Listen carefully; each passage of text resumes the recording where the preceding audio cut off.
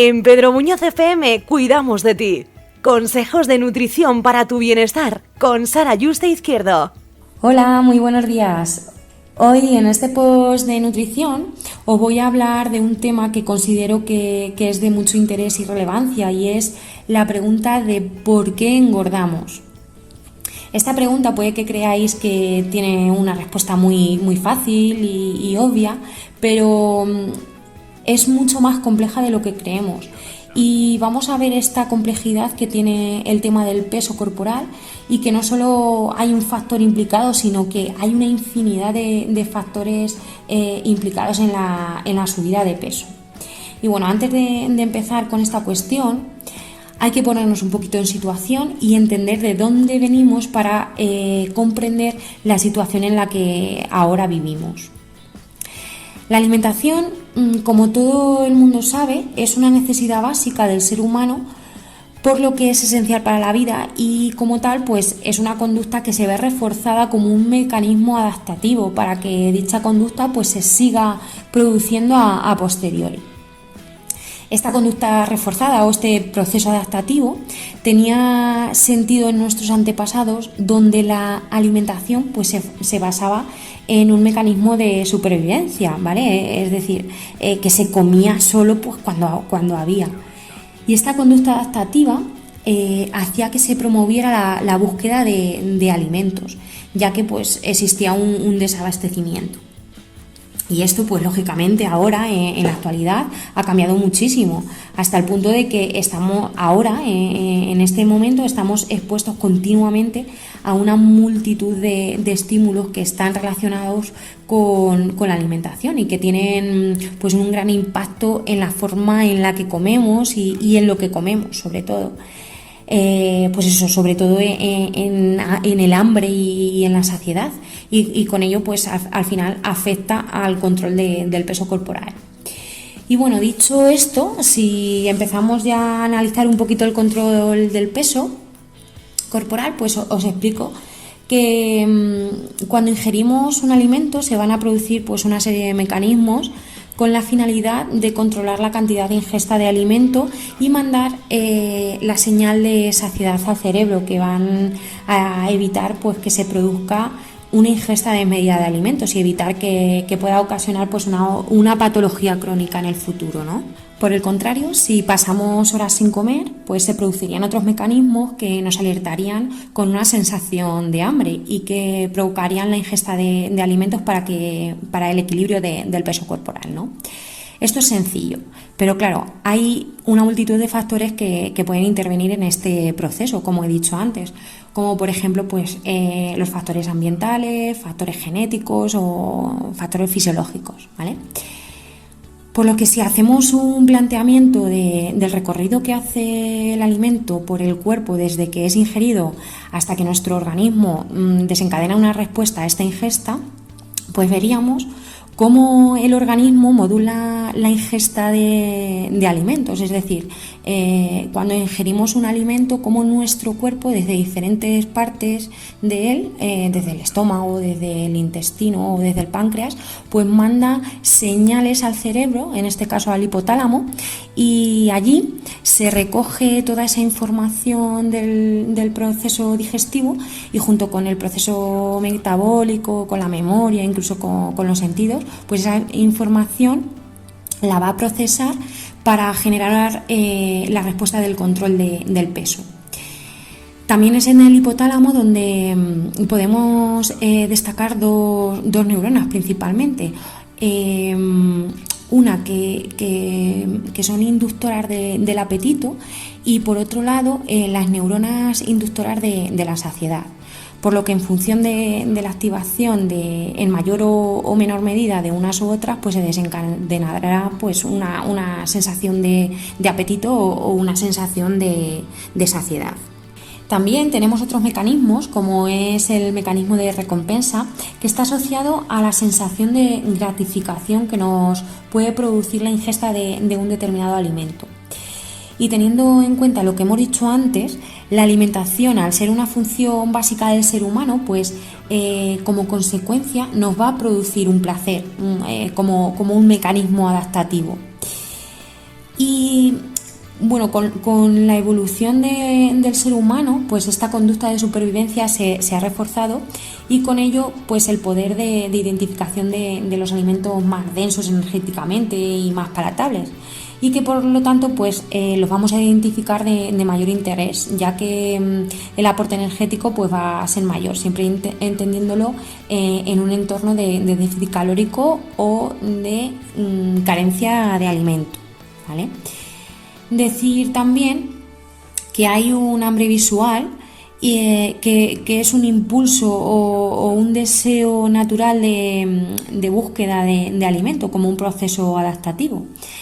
Pero esto tenía sentido, como he dicho antes, en un pasado donde había carencia de alimento, pero ahora, en la actualidad, como estamos viendo, pues esto ha cambiado muchísimo y vivimos inmersos pues en una sociedad en la que esa estimulación a esos alimentos pues es constante, directa o indirectamente. Pongo el ejemplo pues de anuncios, por ejemplo, de hamburguesas a ciertas horas, o de chocolates o dulces en una franja horaria determinada, o las galletitas y cereales azucarados con dibujitos en los paquetes,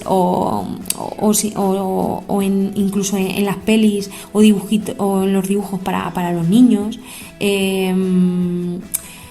Los programas de cocina que hay, no nombro ninguno, pero poneros a pensar que salen un montón de comidas, pues esto hace que hay una publicidad encubierto, ¿no? Y bueno, hay un largo etcétera. Todo esto hace que el hecho de ver ese programa o de ver algo de comida, pues ya nos induce a esa necesidad de ingerir alimento, a ese hambre, sin tener una percepción real o fisiológica del hambre, ¿vale? En este sentido, pues se ha avanzado mucho y se ha podido saber qué está pasando realmente a nivel neurológico ante esta exposición o sobreexposición a los alimentos. Se han hecho muchos estudios y se ha visto cómo actúa y qué respuesta tiene el cerebro ante la exposición a determinados alimentos, sobre todo a esos alimentos tan palatables, a los ultraprocesados, ¿no? Y se comprobó que la simple exposición a este alimento inducía a la activación del sistema de recompensa. Incluso podía variar en función de la persona, es decir, se comprobó que en personas que tenían ya una obesidad, esa activación era aún mayor que en personas con normopeso. Está comprobado que en condiciones normales hay diferentes sistemas de regulación para el control del peso. El problema viene cuando hay demasiada exposición a alimentos hiperpalatables o se está en un ambiente obesogénico, y también influyen en otros factores sociales o mentales que ocasionan pues un impacto negativo sobre esta regulación, provocando pues una mayor ingesta de alimentos y pues como consecuencia una obesidad. Y esto también es bidireccional, es decir, en la dirección contraria. Es decir, que una vez que ya se ha producido esa obesidad, pues ese acúmulo de tejido adiposo hace por sí mismo que se altere todo el sistema de regulación del control del peso. Otro de los factores implicados es el estrés, tanto el estrés físico como el estrés mental. Y también está comprobado que aumenta la ingesta energética, ya que con unos niveles de cortisol elevados derivados de un estado de estrés, pues se ve aumentado el apetito y también se disminuye la sensación de saciedad. Y aquí pues cabe destacar otro de los múltiples factores como es el descanso, que cada vez pues se tiene más conocimiento de la importancia del descanso, tanto en su calidad como en su duración, ¿vale? De tal forma que existe una asociación significativa de la privación del sueño con el aumento de las hormonas que antes he mencionado. Si recordamos, eran las que aumentan la sensación de hambre y las que disminuyen la sensación de saciedad.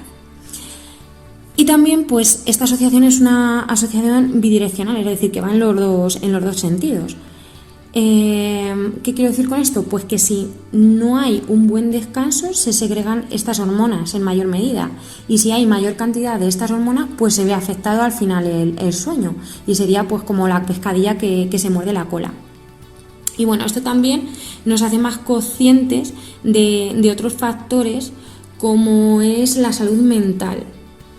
Se asocia una pobre salud mental, como puede ser, por ejemplo, una ansiedad o una depresión, con el sobrepeso, y con ello pues también se asocia a los trastornos de alimentación, la falta de ejercicio físico y de sueño, ¿vale? También un factor psicosocial puede influir en el control del peso. Se hizo un estudio de personas con sobrepeso y obesidad y que sus ingresos eran bajitos, y se observó cómo el estrés era uno de los principales mecanismos por el cual se explicaba el incremento del consumo de alimentos de baja calidad nutricional. En otro estudio realizado a trabajadores a turnos se pudo comprobar cómo el 71% modificó su peso corporal desde que entró a trabajar en ese trabajo. Y de ese 71%, el 83% lo elevó. La mayoría, más de un 80%, declaró también que tenía un sueño de muy baja calidad como consecuencia de ese trabajo y de esos turnos. Por lo que se comprobó pues, que había una asociación entre el sueño y el incremento del apetito, que explicaba ese incremento a su vez del peso corporal. Y por último, hago referencia a otro estudio que nos explica la importancia que tiene el entorno en el que nos encontramos para llevar un estilo de vida u otro. Este estudio se hizo a una tribu que por diferentes causas pues tuvieron que separarse en dos asentamientos, uno en Estados Unidos y otro se quedó en México. Pues los datos nos muestran que los de Estados Unidos, que habían adaptado un estilo de vida pues más occidental, tenían un incremento de diabetes mucho mayor que los de México, al igual que la obesidad, que se había visto incrementada en un 10%. Por lo que este estudio nos muestra la importancia de los hábitos de vida, a pesar de tener una genética pues muy parecida. Los de México tenían una actividad física mayor a los de Estados Unidos y la alimentación era mucho más rica en vegetales. Y por el contrario, los de Estados Unidos llevaban una alimentación pues con alimentos más hiperpalatables, más calóricos, como los ultraprocesados. Con todo esto podemos decir que si alguno de estos factores se ve alterado, pues podría haber un impacto sobre el control del peso corporal y de la ingesta, y con ello pues podría desencadenar un estado patológico. Hasta aquí el post de hoy. Espero que os haya sido de interés y podáis haber entendido que la obesidad pues no solo tiene una causa, sino que es algo mucho más complejo. Hasta la próxima y que paséis buen día.